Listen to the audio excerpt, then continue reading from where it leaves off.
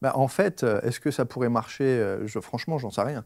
Par contre, ce que je peux dire, c'est que euh, votre question montre à quel point il est difficile d'organiser une action entre des gens qui sont très éparpillés.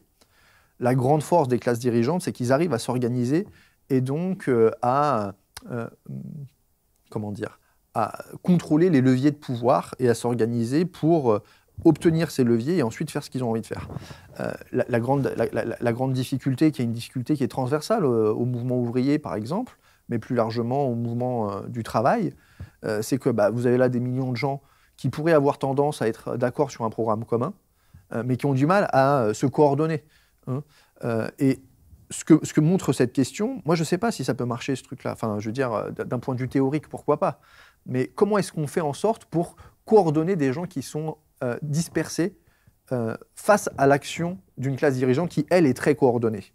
Historiquement, la réponse à ce truc-là, ça a été les syndicats. Plus tard, les partis politiques, mais d'abord, enfin en tout cas, au 19e siècle, ça a été la construction de syndicats, mais de syndicats particuliers.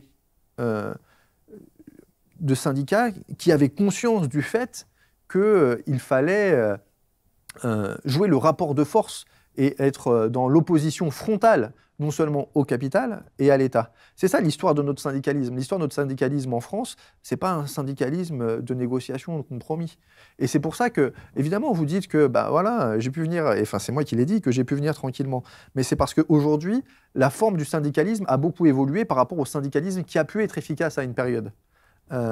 Et je pense que c'est à ça à quoi il faut réfléchir. Est-ce que l'organisation de nos syndicats, elle est aujourd'hui suffisamment, comment dire, cohérente par rapport au type de pouvoir qu'on a?